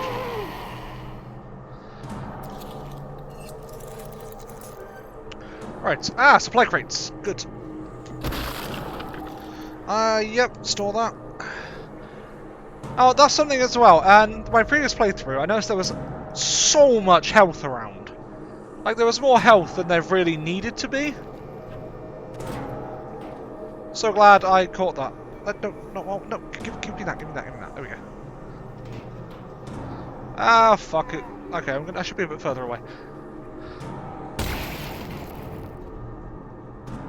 Are you shitting me? That did nothing. Alright. I will finish my thought in a second after I kill this bastard. Oh god. Oh god. There we go. Don't know what the fuck just happened to my aim there, but hey, something I did. Yeah, there was lots of health around, and for the combat, it didn't really feel appropriate to have that much health. So I don't think there was ever any points where I was desperately low. Like, I died a couple of times, sure, but I never found it necessary to really take most of the health pickups. I don't know whether I'm just better at the game than I think I am, or what, but I don't know. Ooh, aren't you being functional?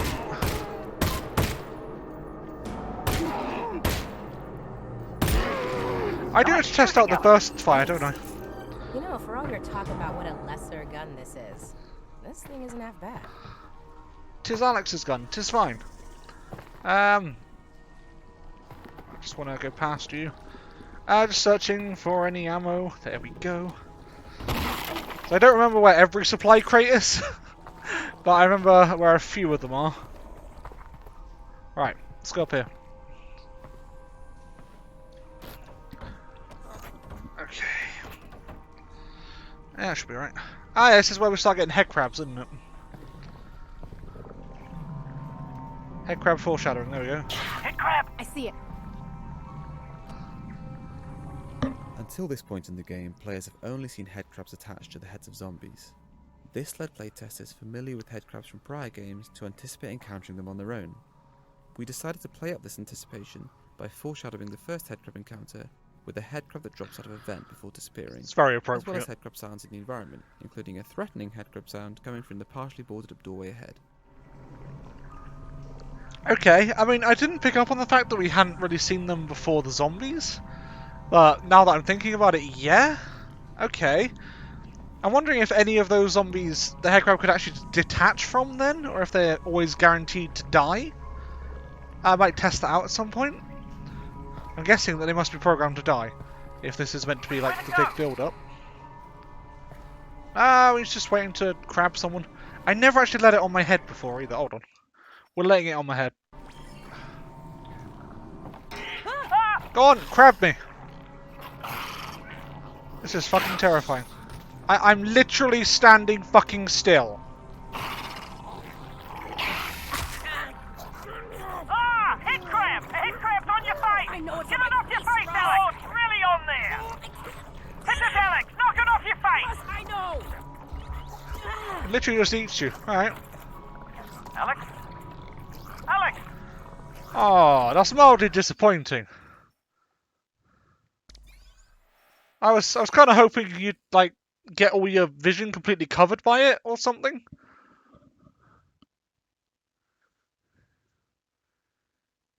I already missed one. Okay, that's fine. I assume you're on about supply crates. Right. This time, you little bastard, you are going to die. Yep, There we go, much better. Probably only one of those. Yes, Russell, because head crabs only ever come in singles.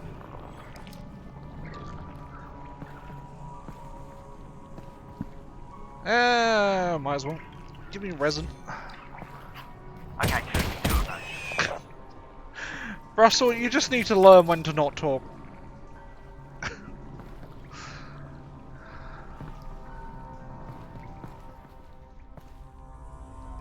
Okay, loading.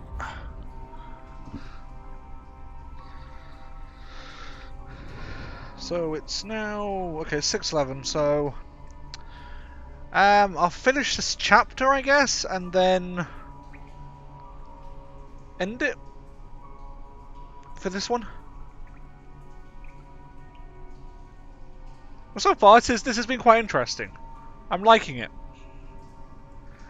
I do love the behind-the-scenes stuff for Half-Life anyway, because I find it very, very fascinating, the various concepts that they've kind of tried to work with. Some, of course, succeeded, some failed. I've noticed, about Dad, Russell? even in this game, they've reused some of the old concepts, which is quite cool. Damn it. Well, the good news is he's probably fine. How do you know that? Because they're taking him to Nova Prospect to torture him. That's the torture place. So they're hardly going to torture him before they get there. So he's fine. Logically speaking. Oh, Russell, never change. Ah! Edit! I missed a point blank range. Oh, we died in one hit, alright. Fine, I'll clear more of the glass out. There you go. I might as well put that in. There could be ammo in the drawers. So I guess I still do have to search the environment a bit. Okay, resin I don't really care about. This is the only playthrough where I will ever say that I don't care about resin. Oh, come, move. There we go. There we go. I'm just trying to get as much ammo as I can now, if combat encounters are going to be a hell of a lot more difficult later on. I know there is obviously the dynamic ammo system, but still, humour me. Right, there's the health station. Have an antler. Oh, okay. Starting to get stuttering. Yeah, it seems to be a problem for everyone who's playing with the Quest 2. Apparently, because I've been on one of the forums on Steam, and possibly. Are you seeing yeah, there are definitely issues. It's just cardboard. Right. Well, seems harmless. Yeah. Weird though. It just seems that it's probably because we've got Steam VR running, which obviously takes up a lot of stuff. And you've also got Oculus Link running, which also takes up a lot of stuff. Whoa. More floating cardboard. And then Half-Life Alyx as well, which obviously takes up a lot of stuff. That one. Alright. I know I spent so long in this area, just looking at stuff. That mural still remains one of my favourite fucking places. No.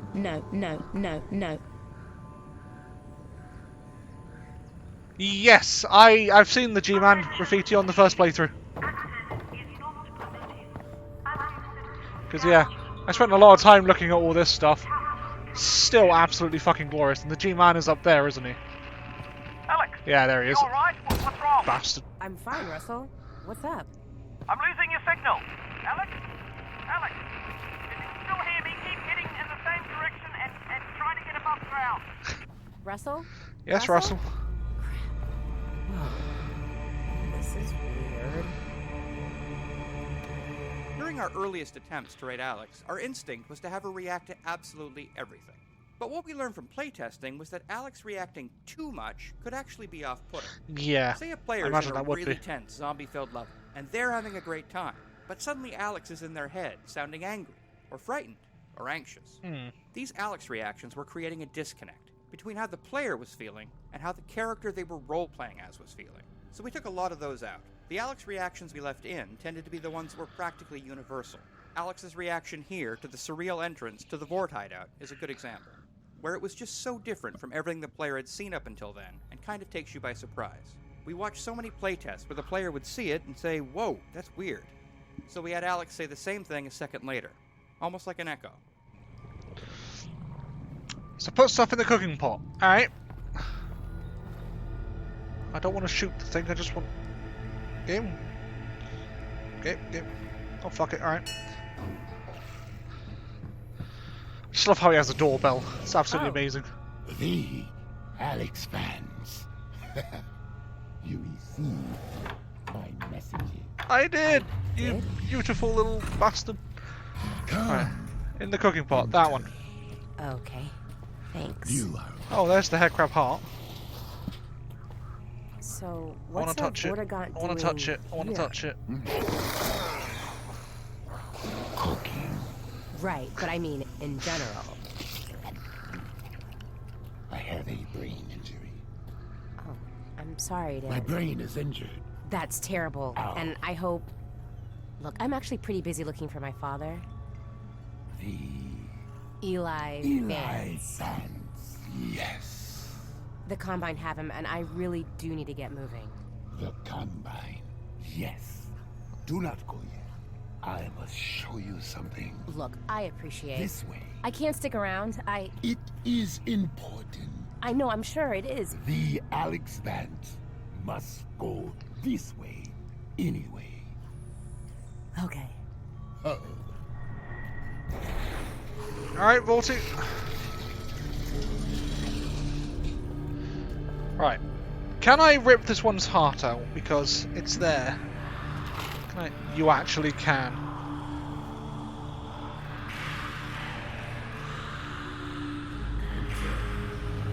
We're just gonna fuck up his meal now. Can I? Yeah, we're throwing everything in. I like that. It does have an actual effect. That is really nice. Alright, do you have books? What books are you reading? Oh, I've got my hand stuck. I'm not allowed to touch his books, right? Oh, there's a lot of them. Have food! Come in. Hold on, I need to listen to commentary. For as long as we've been making choreographed scenes like this one, we found that there are two types of players. Those who become engrossed with the characters, and those who tinker with everything around them, paying little attention to the scene's action. To make these environments entertaining for the tinkerers, we usually add objects for them to find and play with. Since this scene is split into 2 rooms, we were able to add a large number of interactions to this first room for players to discover after the Vortigaunt has moved to the second room. Some interactive objects are pure physically driven toys, like the dangling headcrab corpses and the hanging pans. Others are animations triggered by the player's actions, like the way the caged headcrabs react to the player approaching or shooting them. One type of object on the table is a squeezable headcrab heart, which is a remnant from an older version of this scene where the player would revive a wounded Vortigaunt by squeezing nectar from these hearts. While that scene didn't work out, we found the experience too compelling and, well, too gross to completely cut from the game. Can I squeeze one of these? Come in. You can. What? Alright. Why don't I approach the headcrabs? You try and get me? Huh? Oh no, they shake. They recoil. Wow, okay. Headcrabs that are scared of us for a fucking change. Are you debeaked? No, you're definitely not debeaked. I will be with you in a fucking moment! Hey, is how you feel answering the bloody phone? So is he feeding the headcrabs dead people? Alright. Scared for them. I know you kind of want one as a pet. I was just going to shoot every single one of them, but now I'm not going to. Hide out soon. Give me. The fundamental challenge of any choreographed dramatic scene like this one is making sure that we entertain the player without undermining the delivery of critical gameplay information. In this case, the player needed to leave this scene with the knowledge that the Vortigaunts have been imprisoned and that the player should seek the Northern Star. This particular scene went through many different variations during development, from a cooking scene with an extremely traumatized Vortigaunt to this humorous version.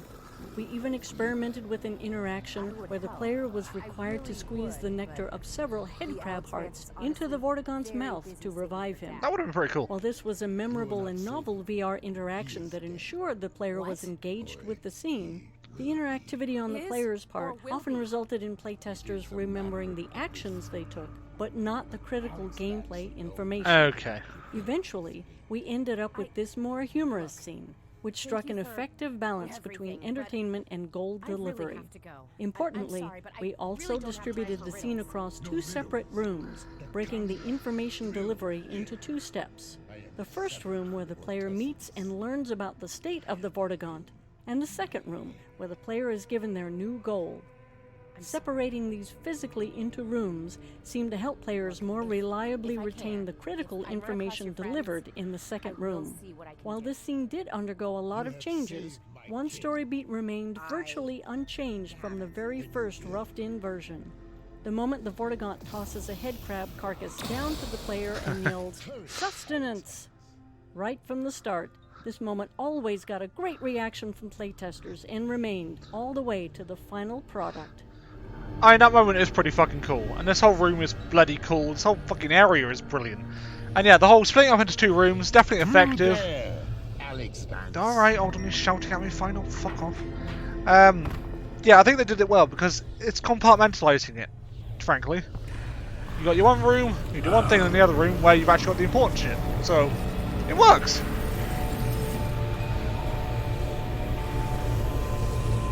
I will help the Alyx lands. Star is in my face. To the northern star. I don't have full memories of that place. Are you done helping? I am not. Here. Sustenance. I'll eat it later. Thanks for the help. You mad bastard. You will be welcome. God, I love that vault. Like, I could have skipped that, but again, I actually stayed just for the sustenance scene. So, yeah, right. I guess they did well with that.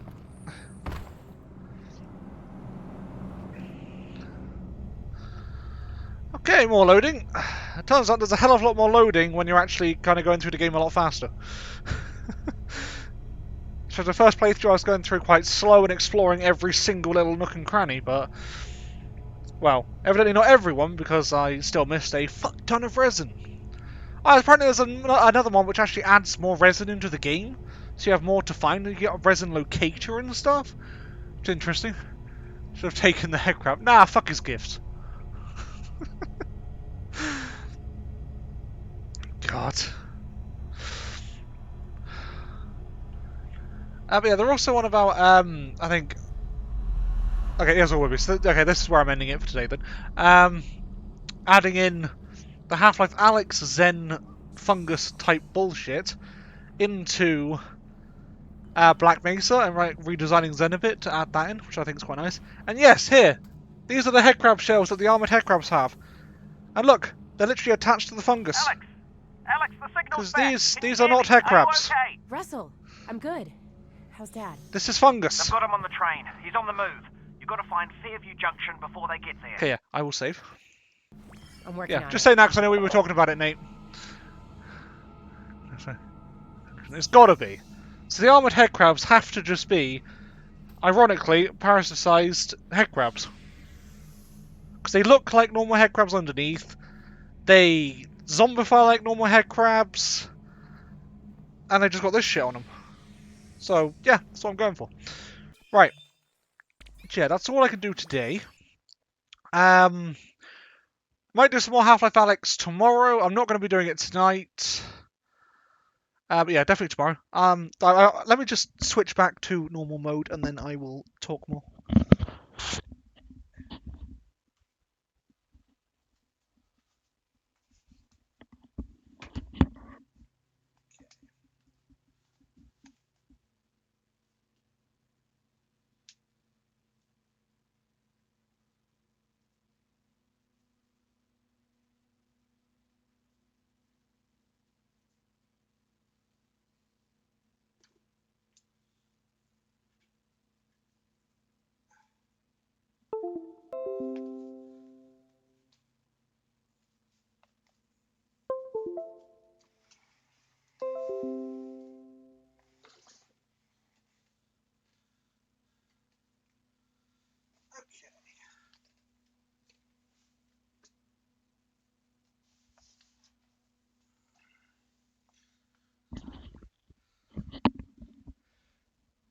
Right. So, the developer commentary so far has been interesting. They haven't really detracted from a lot of the game. They've explained a lot of the basic sort of game mechanics and stuff, which is great. A lot of the decisions that they've made. I'm wondering if they're going to add in some more about the cut content, because that stuff I usually find quite interesting. Because I know, obviously, I'm assuming that'll probably be in... oh god, my PC froze, there we go. In the Half-Life Alyx final hours. Let me go back to that one. There we go. Yeah, I'm assuming that'll be in that. Half-Life Alyx 2. Oh, god, yes, I need this.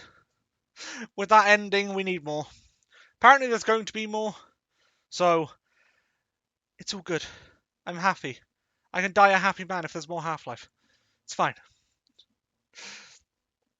I see you guys contributing more to GNOME VR. Nice. It will never end.